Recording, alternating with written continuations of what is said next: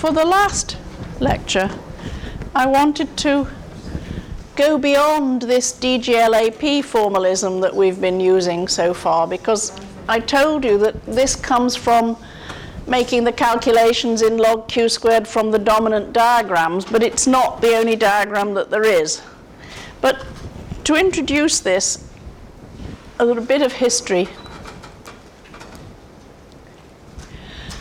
Before we actually had the HERA data, right, most of the predictions that we had for what was going to happen in HERA data were actually wrong, right? And, okay, if you can look at this, right, this is the F2 structure function as a function of x, and you can see there in blue and in green the data that we had so far, which only extended down to about x of 0.1, right? And here are some of the old predictions as to what might happen as you went to low x, right?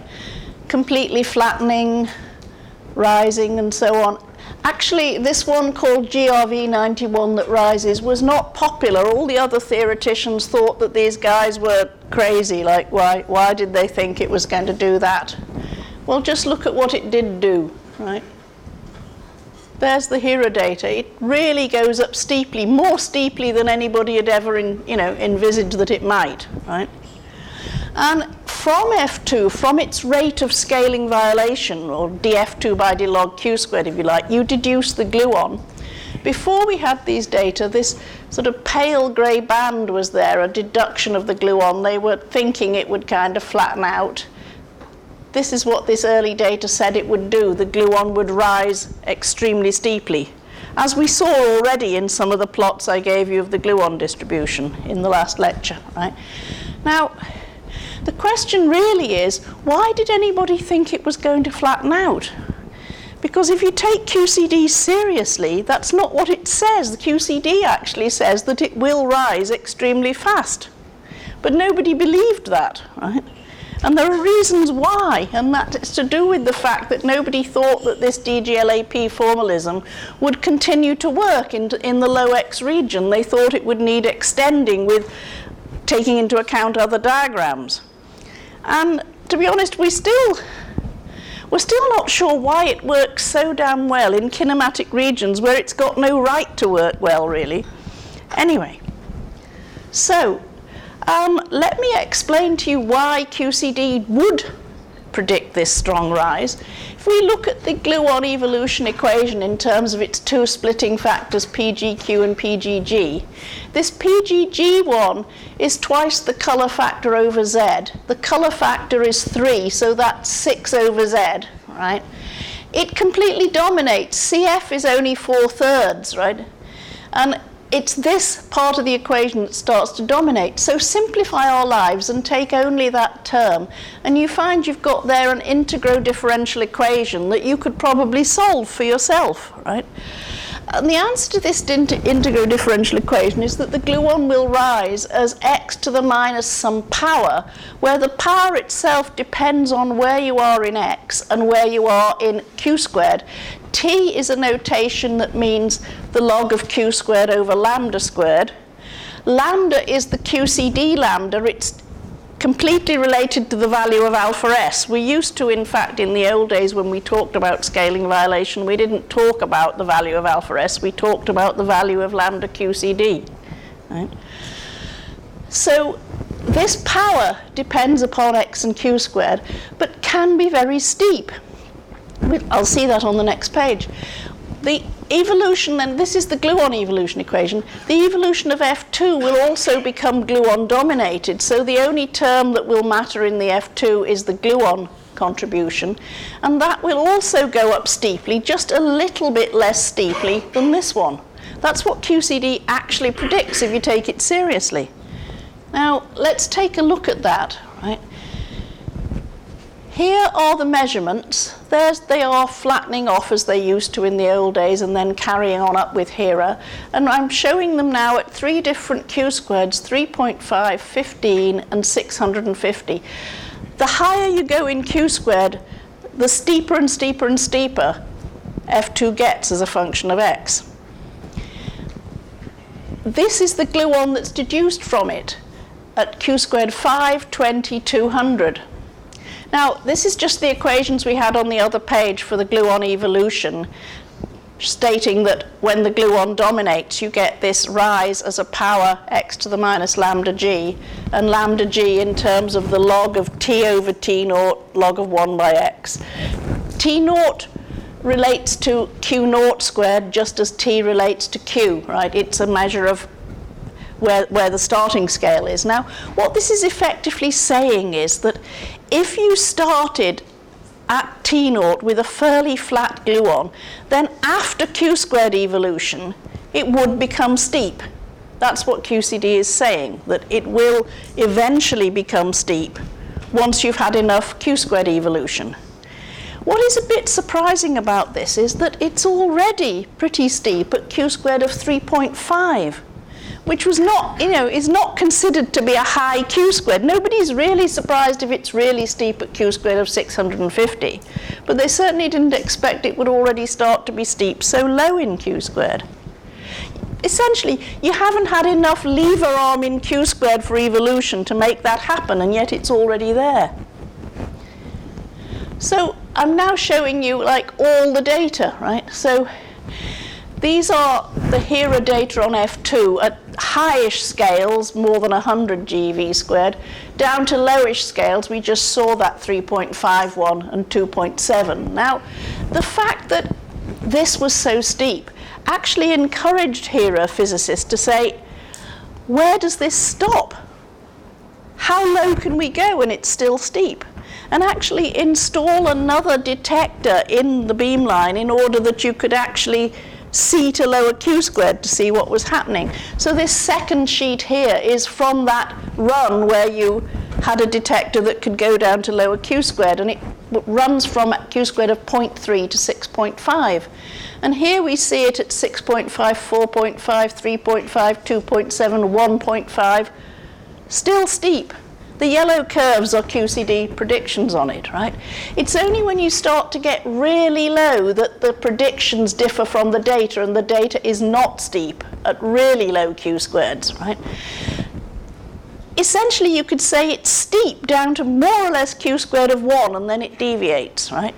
Q squared of 1 is very low for this to be working, right?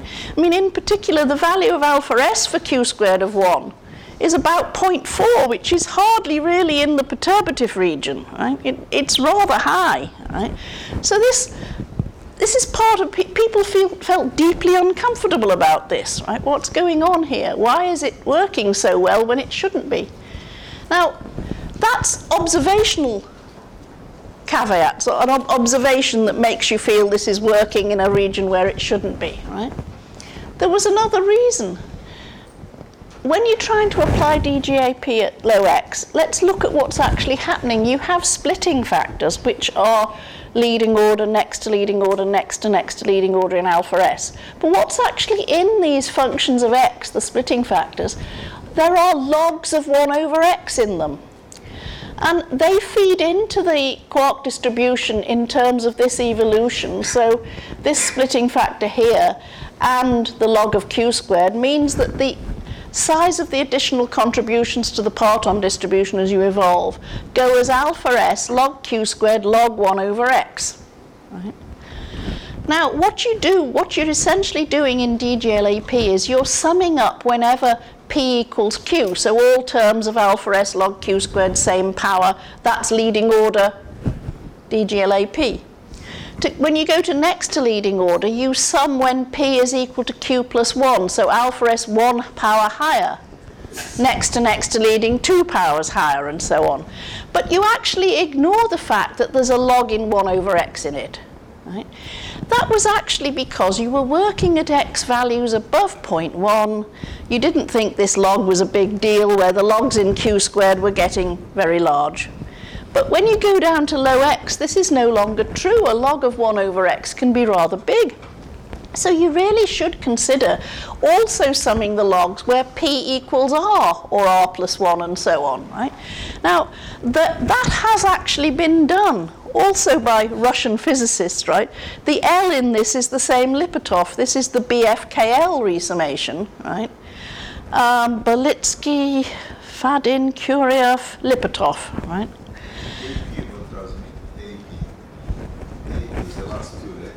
Oh, Altarelli Parisi, the Italians, who, as I said, historically actually wrote it down later, but had their name on it for at least more than 10 years before we realized that.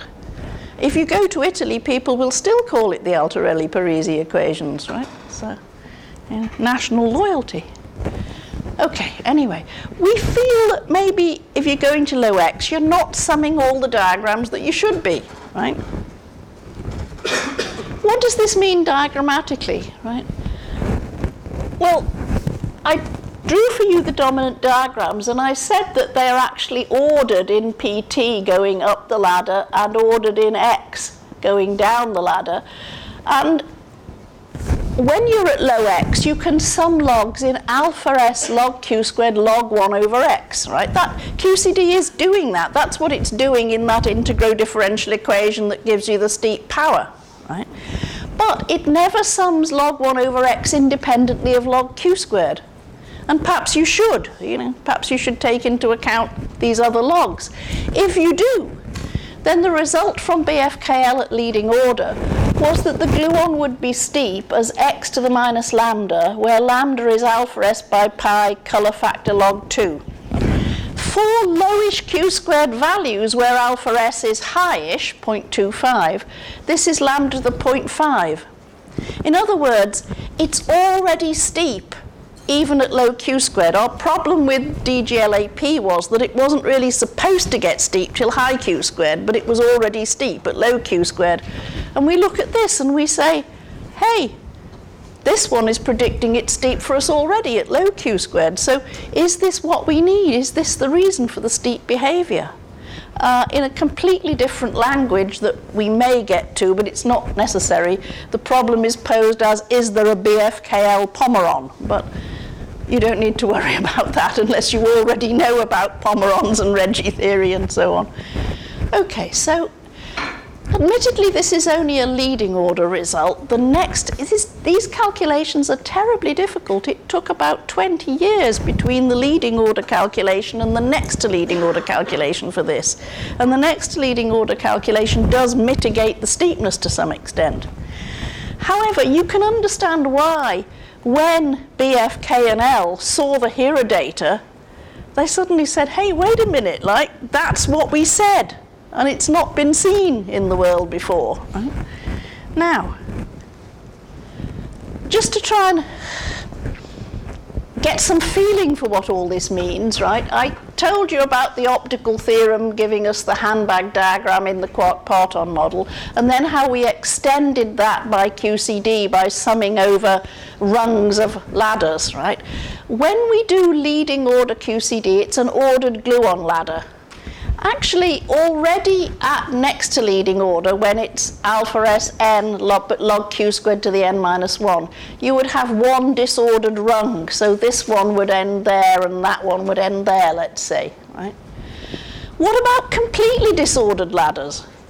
Actually, that's what BFKL is, essentially, in terms of these diagrams. It's not ordered in the PT as you go up the ladder anymore, because it only cares about x, it doesn't care about q squared. Right? And not only that, just to amuse you, there are other diagrams you could think of. Why do the rungs have to go that way? Couldn't they go this way? Right? Why does the incoming boson have to connect to the same quark at each end? It doesn't actually. There are other diagrams like this that could get into the calculation of the elastic scattering amplitude, and hence by the optical theorem into the total cross-section. These go by the generic name of higher twist diagrams, which we haven't so far accounted for. They're often thought to be only important when you're at high x and low q squared. And indeed, that's why they mostly haven't been taken into account, because people make cuts on the x and q squared in order to exclude regions where diagrams like that might happen. But once you've got the HERA data and you're going to low X, you can't avoid the disordered gluon ladders and the BFKL. And you can't avoid it at the collider either, because if you remember that kinematic plane we had for the collider, actually quite a lot of the action at the collider is going on at low X. It's not all up at high scale at all. So we do need to know how to treat low X. Okay, and there are further problems. I mean, so far everything I did was still linear. The DGLAP equations and the BFKL equations, they are linear evolution equations, right? How about nonlinear effects? What does that mean? Now, people talk about this mathematically. I only ever found one person who was prepared to write me down a diagram as to what it might mean to be nonlinear, right?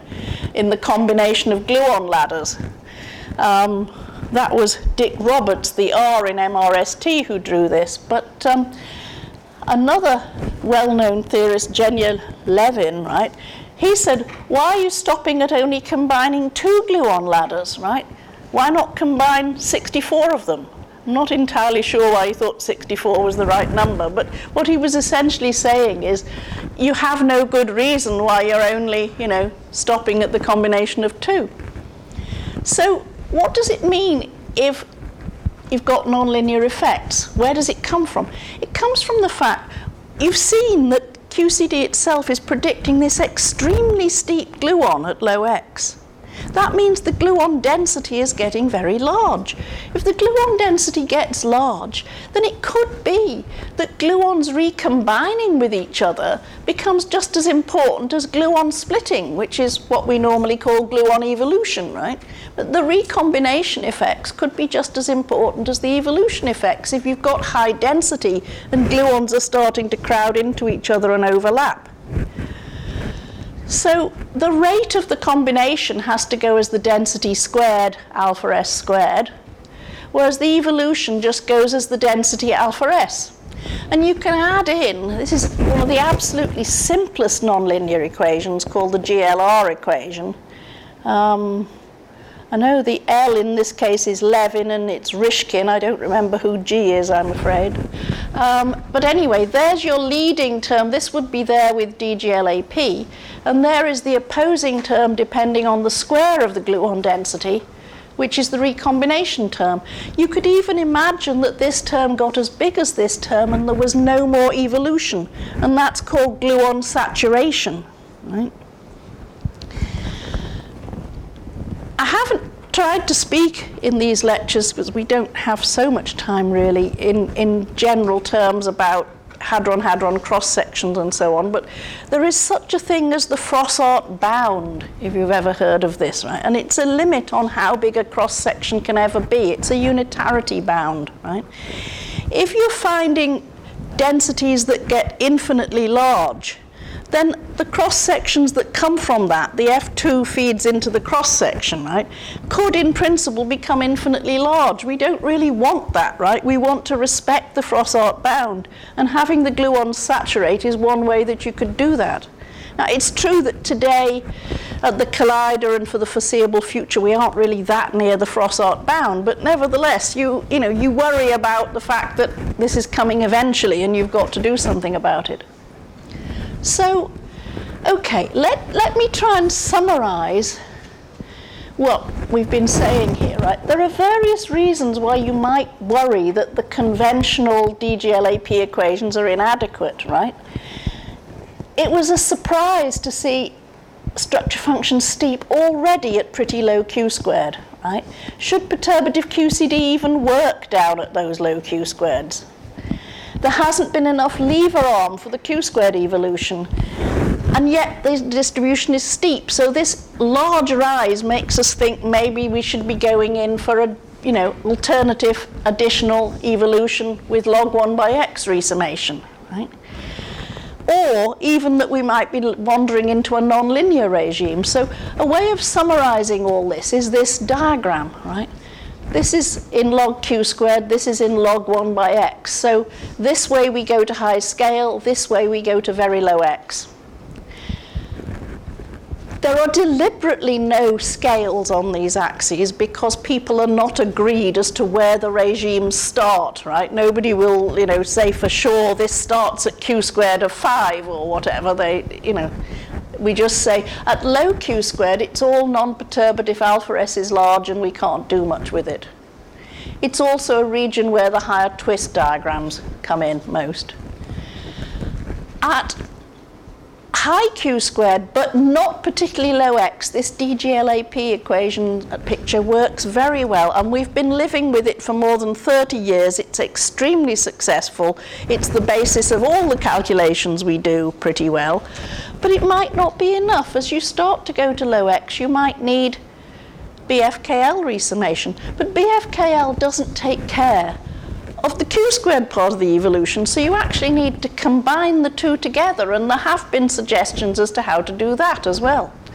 And if we get to really low x, we might even go across a critical line into the high density region where you need nonlinear equations, right? And there's plenty of debate about also the positions of these lines. Some people say the non-perturbative region, actually the boundary shouldn't be this shape, it should be going that shape and completely subsuming the BFKL region. In other words, you won't ever see pure BFKL because the non-perturbative region will have got in first.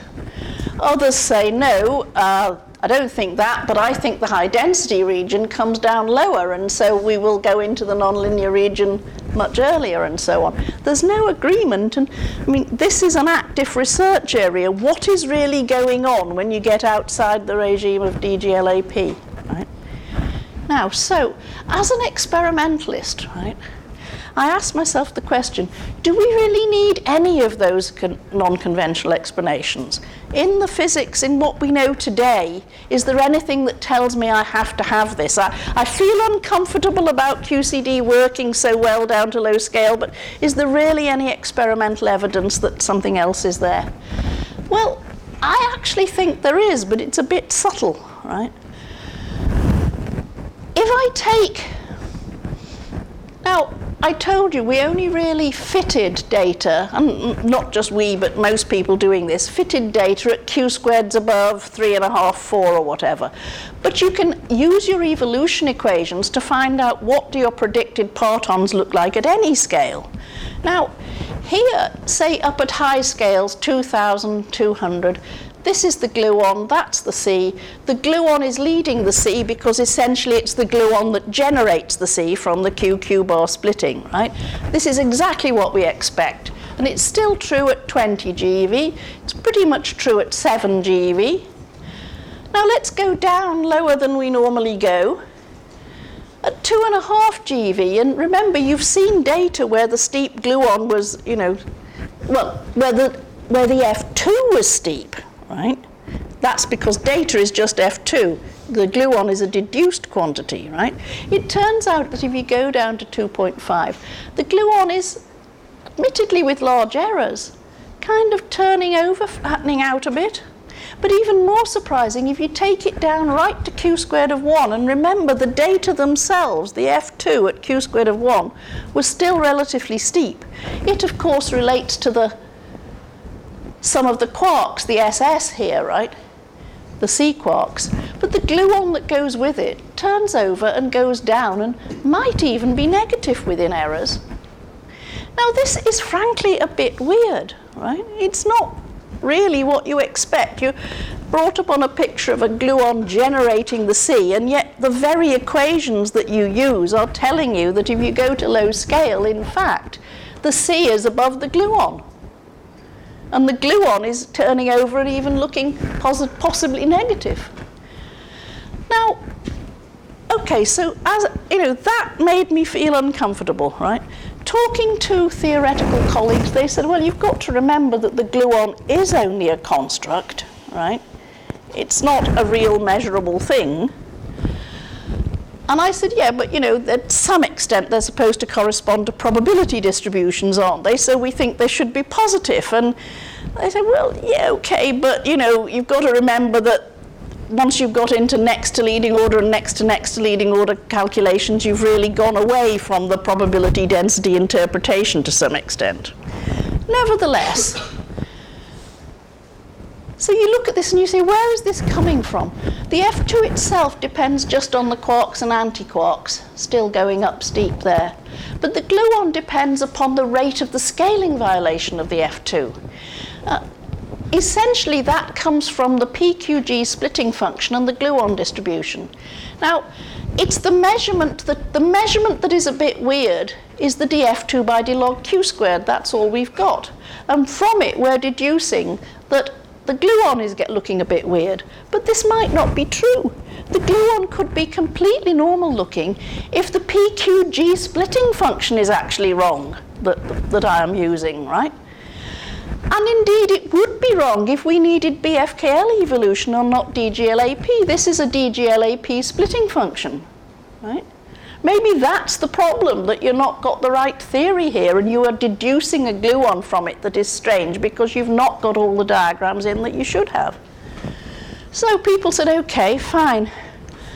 We need to measure other gluon-sensitive quantities then in order that we can tell, because if we measure something else, not just the scaling violation, the gluon will feed into it in a different way, and if we see a discrepancy between one way and the other way, then it looks as if we needed something new in the theory. Rough idea. Now, okay, so in fact, that negative gluon that you see there is a next to leading order gluon. Let's look at it at q squared of 2. The first thing people thought was, well, maybe we're getting it wrong because we're only working, sorry? How does the probability distribution interpretation depend on the subleading terms? Shouldn't it be just a matter of the equational function? Well, I think it's because all our thoughts about what this means are leading order thoughts, essentially, that we have a measurable structure function that depends just on quark densities and a gluon that depends just on the rate of change of that F2, right? But if you go in for I showed, I think, yesterday some convolution equations, there's rather more to it. So, I agree with you. I'm uncomfortable to think that it's not some sort of probability density, but if you account for the fact that if you look at what a gluon looks like at leading order, next to leading order, next to next leading order, in fact, actually, I'm showing it here, right? This, for the same data, there's the leading order gluon, it still goes up, right? The next to leading order is this dashed one that comes in here. And the next to leading order gluon is this green one with uncertainty bands. The very same data, deducing the gluon, how it looks depends on the order. And, well, you know, to my mind, it has now, as it goes negative, violated a simple interpretation in terms of a probability density. So, you know. In fact, I put this up to say exactly this. People at first thought, oh, we're only working to next to leading order. Let's go up to next leading order and maybe everything will be fine, you know, and it'll all come right. Actually, the opposite happened. If anything, the next to leading order gluon is even more negative than the next to leading order one was. Right? If you say, well, all right, I don't care what the gluon is, but I do care what measurable quantities are. The longitudinal structure function FL depends on the gluon. That must be positive. Well, it is positive, but it has rather a peculiar wiggle in it. Now, you can't say that God didn't decide that there was going to be a wiggle in the middle of FL, but, you know, it doesn't seem very intuitively reasonable. Now, here in the red is what Roberts, Thorne et al. Did. They put in BFKL into their splitting functions and rededuced the FL shape, and it looks like this rather than like that. Much more reasonable, right? But is it really convincing? Because it only changes the chi-squareds of any of your fits by a little bit. It doesn't look overwhelming like this is really true. Until, in fact, late in 7010, right, a new paper appeared which is doing log 1 by x BFKL resummation and applying it to the neural net PDFs, right? And you may say, Why did it take, we've known about this problem now for between 15 and 20 years. Why did it take till 2017 before anybody really did these calculations properly? Right? And the answer is the calculations are hugely difficult, and the postdoc who did these calculations, Marco Bonvini, who put them in, he has called his program hell, right? Of course, he says it stands for high energy leading log resummation. He also says it stands for the 3 years of hell that he spent attempting to work out how to do this and, get it into the formalism. So the first reason is we didn't have the calculation because it's a hard calculation. And the second reason is we didn't have data accurate enough to really tell one thing from another until you had the final data from HERA all combined and the best data you can get, and that was 2015. Right? So the consequences of this formalism are that, again, I'll explain this bit part by part. This is a plot of the chi-squareds for the fits, this axis, against q-squared, or the chi-squared for the fit against x. And the fit with just regular DGLAP at next to next leading order is the blue.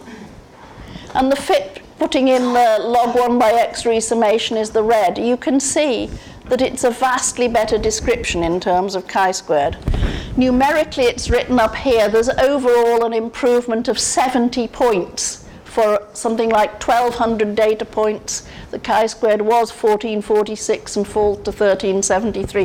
That's beginning to be now a change of chi-squared that is really significant, where you really say, look, this just has to be better, right?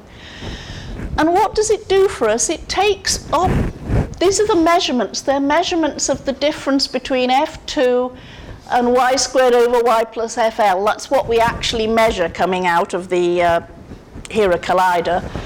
We had fits that always fitted pretty well the data, but didn't quite fit at this low x end where the data turns over. Why would it turn over? Because the FL structure function, right, comes in as negative, and if you've got a reasonable size of FL, the low x means high y, and it turns over.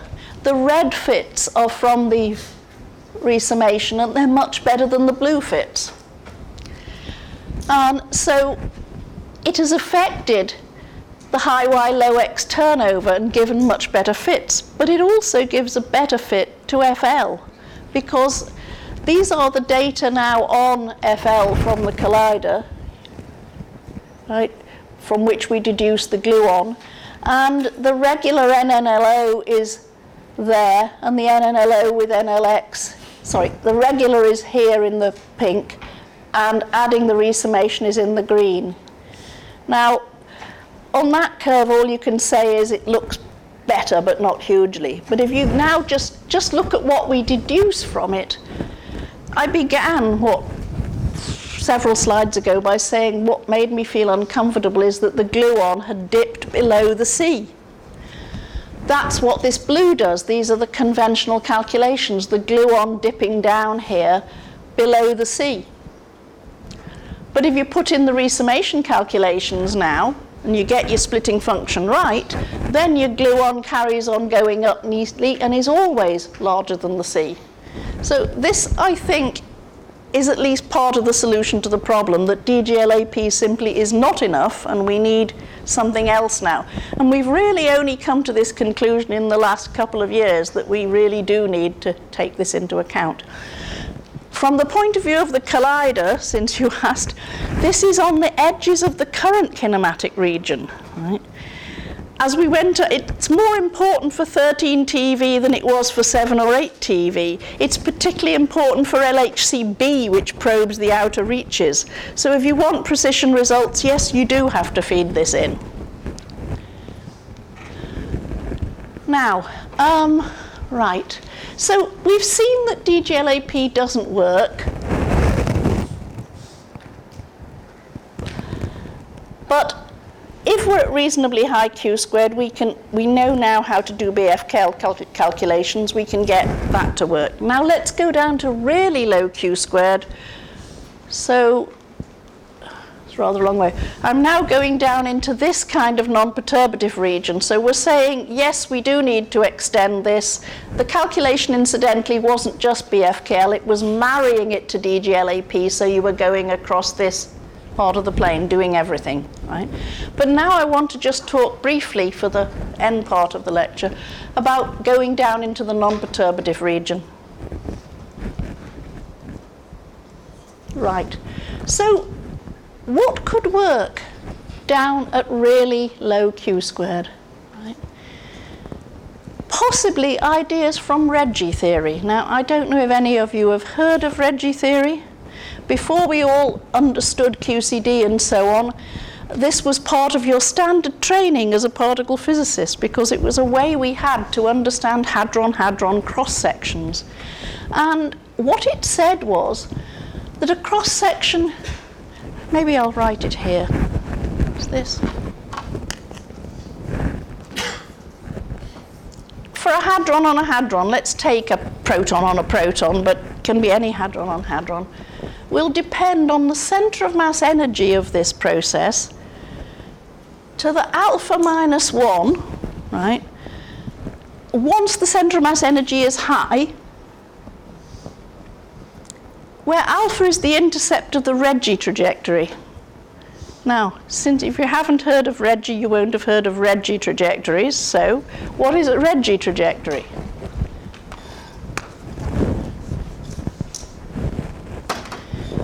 If you plot particles you know about, plot their spin on this axis, plot their mass squared on this axis, you will find a curious thing. You get straight lines. So something like the rho with a mass squared of 0.5 and a spin of 1 is here. And then you've got higher excited, like spin 2 things of the same class, which had names like A2. And it's here. Okay. And then the ones with spin 3, which had other names like F and rho prime and so on, here. They were actually good straight lines, and they come through the axis at around about 0.5, and that is the intercept on the Reggie trajectory. Right. You only use it if the exchange that you're looking for is possible. So if you're going proton to proton, these are very early ideas before we understood anything, right? You can exchange something with no flavor, in principle, right? I'm going to call that thing with no flavor the Pomeron, right? You can also exchange further things with flavor, like rhos, omegas, Fs, and so on. When you get into something like pi-p scattering, sometimes there are cases where you can only exchange a rho. Say if this is pi plus and that's pi 0, and the target has changed, let's make it neutron, proton, change charge. There were lots of measurements done of this idea, which allowed us to determine what was the intercept of these trajectories. Now, this fact, you don't really need to know about this physics, right? But let's just look at the virtual boson-proton subprocess in deep inelastic scattering. So we're not looking at the whole center of mass, we're looking just at the virtual boson-proton subprocess. Its center of mass is often called W squared, and if you work out what it is, right, you'll find that it relates to the x value such that if x is small, then W squared is large, right? X and W squared are inverse to each other. You can work that out from the kinematics of the process. So going to low x means you're actually going to a high center of mass in the virtual boson-proton subprocess. Right? Therefore, people wondered if the cross-section of this subprocess might be determined by Reggie predictions, right? Because we were used to Reggie predictions in the old days as working, at least to give you the total cross-section. If so, then the Reggie prediction for this virtual boson proton scattering would be as W squared to the alpha minus 1, where alpha is the intercept of the relevant Reggie trajectory, and that would be the Reggie trajectory of the Pomeron, which is a flavorless exchange, and flavorless exchanges came in with an intercept just above 1.08. Now you might wonder, what particles could there be on a Pomeron Reggie trajectory? And the answer is possibly glue balls, right? Anybody heard of glue balls? It's purely gluonic hadronic states. People have been looking for them for years and years, and there are some states which are suspected to be glue ball in nature, right? It's not totally established, but there certainly are some, right? When you think about it, now that we think in terms of QCD, we would know that if it was a row being exchanged, that's just a QQ bar pair that's being exchanged, essentially. What's this Pomeron? It's completely flavorless. Could it be that it's actually two gluons? Or even two gluons with a ladder of gluons between them? Is that really what this flavorless exchange could be? Right? In other words, by understanding gluon exchange, could we understand all this low energy hadron physics that we used to do in the old days? I think possibly yes. But for the time being, right, just bear with me on this. I'm going somewhere with it. The energy dependence, S to the alpha minus 1, right, was true for hadron-hadron cross-sections, and even true when you scattered a real photon on a proton, right? This is what turned out to be true. So people are speculating, could it also be true for a virtual photon on a proton, right? Well, actually, we know the answer, because kinematically, the cross-section for this sub-process, if you're at small x, it can be written like this in terms of F2 over Q squared 4 pi squared alpha, the fine structure constant. That again can be worked out from all the kinematics I've given you earlier in the lectures, but if you really, I would recommend for this reading the book, right, where it's all fully worked out. Right. So, if the cross-section goes as W squared to the alpha minus 1, it implies that the corresponding F2 goes as x to the 1 minus alpha. And we've already said we use x to the minus lambda, so it implies that this intercept of the Reggie trajectory relates to the slope of the F2, which is very close to the slope of the gluon. And that's why when we saw this steep slope, I said, could this be a new type of Pomeron? Because the old type of Pomeron gives only a gentle rise. X to the minus lambda, where lambda is 0.08, is a very gentle rise.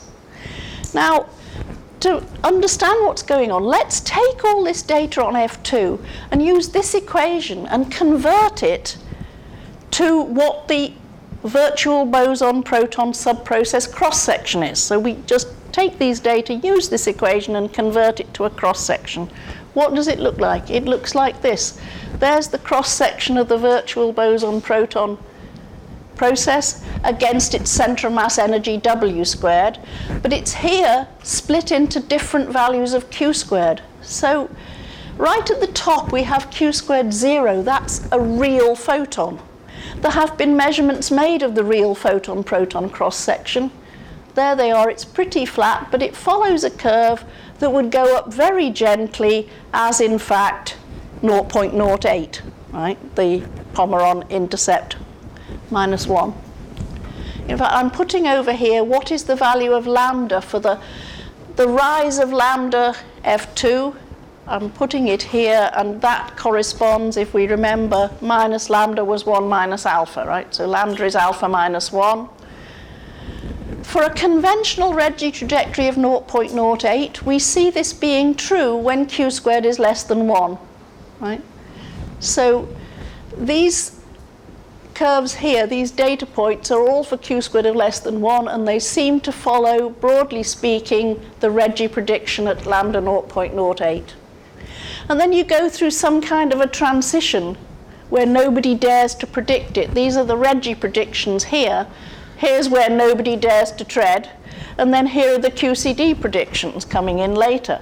And the QCD predictions get steeper and steeper and steeper, just as we've already seen in F2. That's reflected in this virtual boson-proton cross-section.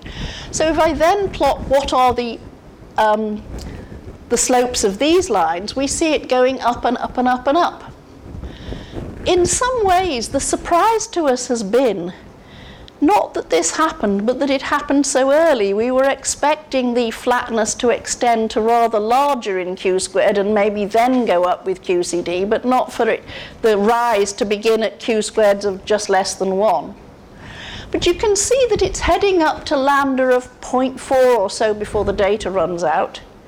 People who like the BFKL Pomeron with its slope value of 0.5 are basically saying you've got a transition from this old soft Pomeron to the lambda 0.5 Pomeron, and we just haven't quite got there yet. And other people say no, there's no reason to suppose this is going to flatten off at all. It could just carry on forever. Right? We don't know about that because we haven't got data. Anyway, it would seem that possibly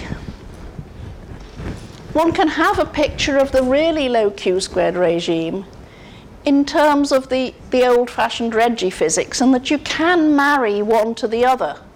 It's just a matter of the slope changing. But we'd like to understand that, like what's the mechanism for this? What's going on here, really? How does it change?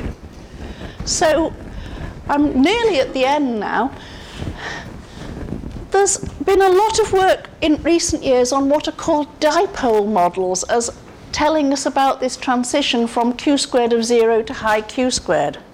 Now, what does a dipole mean? It's actually just a QQ-bar pair, but it's long-lived. So when you're at low x, if you actually work out the kinematics of this,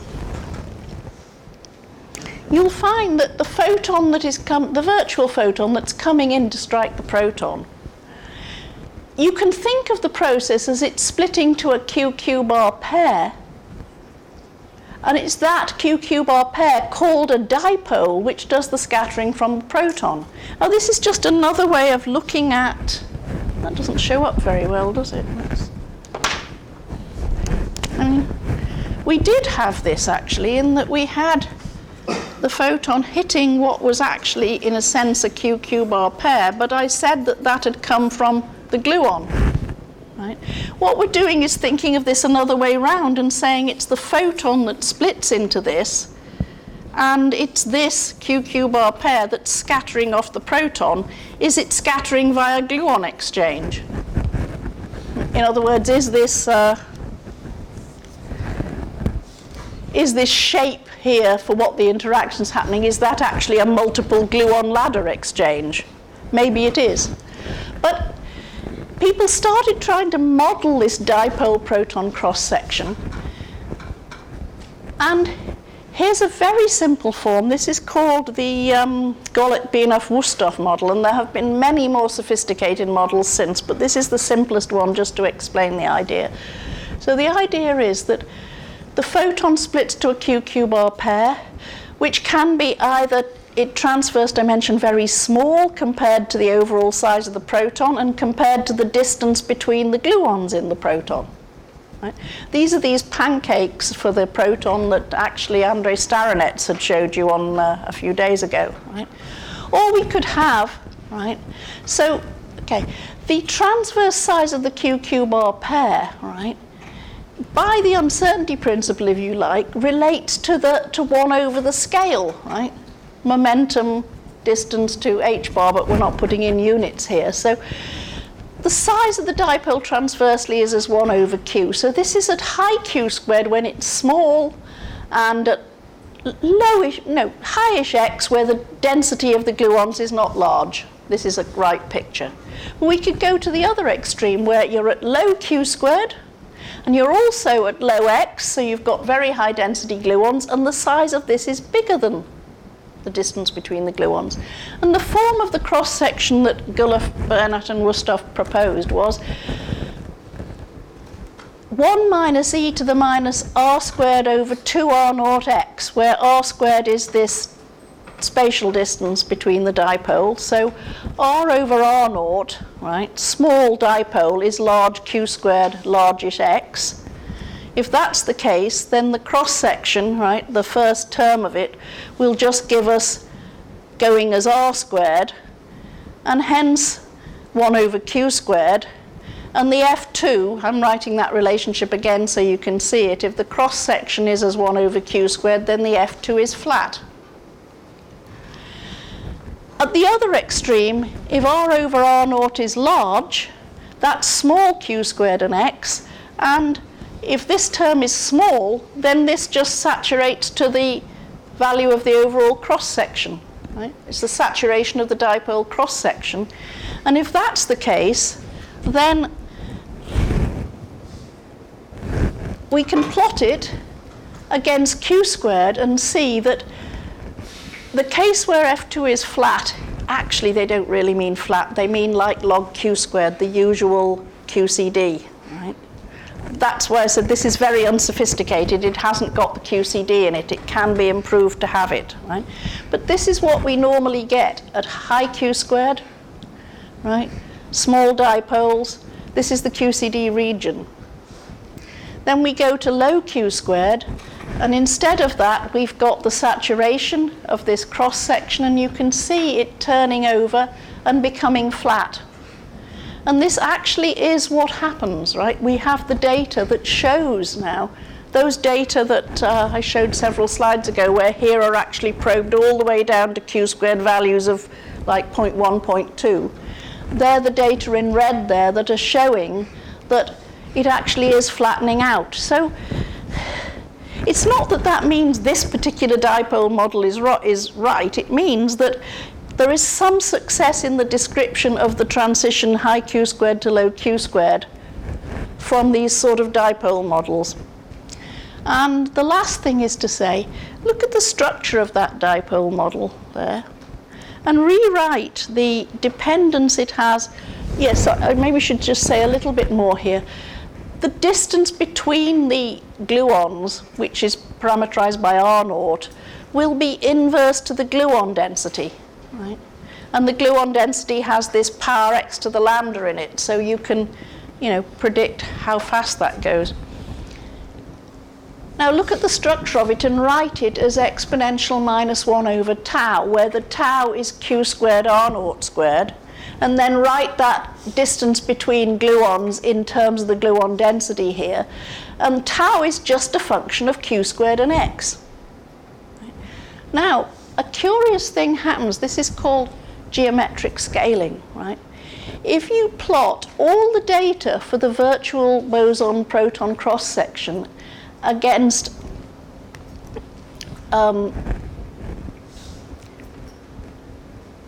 tau, this combination of Q squared and X, and you do it for low X or you do it for high X, you get a very different effect. When you do it at high X, you just get points that go all over the place, right? If you do it at low X, the points seem to be coinciding. What that's suggesting is there's a kind of a new scaling, that they actually depend on only one variable. The variable may be a rather complex combination of Q squared and X, but there's only one important variable in it, tau. And that is happening at low X, and it suggests that there's a new saturation scale dependent on the gluon density. So, and the fact that it depends upon Q squared as well as X just tells us that saturation could be extending to higher Q squared. The lower X you go to, the higher Q squared the saturation is extending to. And I've drawn here schematically the idea that here, these points in Q squared are below the saturation scale, so they're already saturated, and here they're above the saturation scale. Nevertheless, they all lie on the same curve because this dipole model describes a transition. So it's telling us it only works at low X, but at low X it does seem to describe the low to Q squared to high Q squared transition. And you can even see a kind of a knee in this shape of a difference in slope between the saturated region and the non-saturated region. Now what does this all mean, right? This was a simple toy model. but people who work very seriously on the nonlinear evolution equations, right? I think the most possibly fruitful approach to this is what's called the color glass condensate. So if you want to know more about it and research what's going on, it's the color glass condensate that I think probably gives us the most understanding.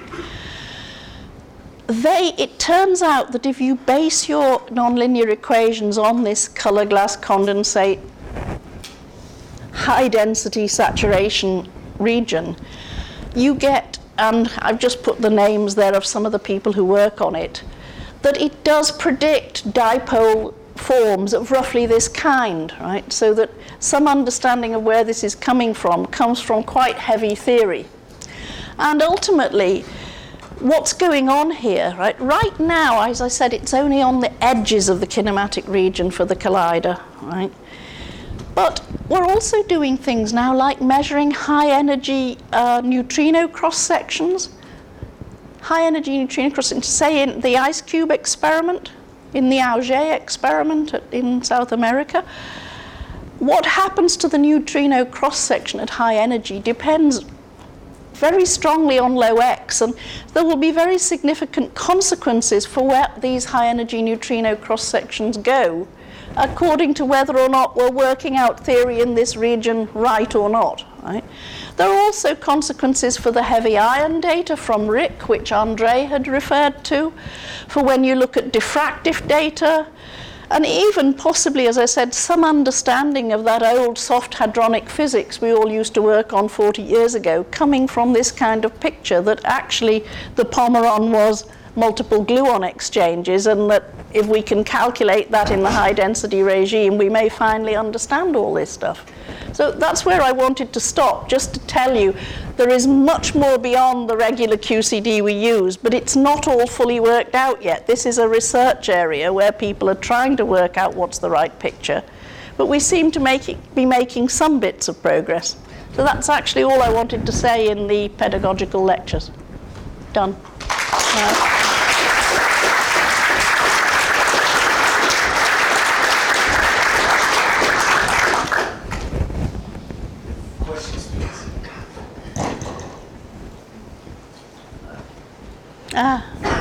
You again. Hello. As somebody who doesn't understand much about lattice QCD, but I've heard that it can be used to explain some non-perturbative aspects of QCD. Why can't you deal with it in this problem? Well, lattice QCD is very hard. It takes an awful lot of computing power, and they have now, I mean, how long has it been going? Since the 80s, I think. They have now made really striking progress in that they can predict quite well what the masses of the mesons are and the masses of some of the lower baryons. They're now getting that right? But these are calculations for a single output. The output is a mass, right? Now, if you want to, say, predict a Parton distribution or these kind of distributions, you have to be able to predict it over, a distribution over a large kinematic region. They simply haven't yet developed the firepower, but in terms of not so much of this, but of the Parton distributions, they are now getting somewhere. They have got some plots and some regions which are beginning to look roughly right. But by roughly right, I mean they're still, they're in the right order of magnitude, but they're still up to sort of 50% off what we know the Parton distributions have to be to describe the data, right? I mean, after all, it's the data in the end which decides whether you've got it right or not. I mean, I hope, though it may not happen in my lifetime, that we would have a time when the lattice QCD would predict all this and we could simply use it and not be in any doubt about anything. But they themselves say that that's at least 10 years off. And the trouble is, they've been telling me it was 10 years off over the course of the last 30 years. I mean, they have, life is very long. And so, yes, I have seen progress in this. They have, got an awful lot more things right than they used to have, but they're still not quite there yet. So, yeah. Another question? No other questions, please thank this.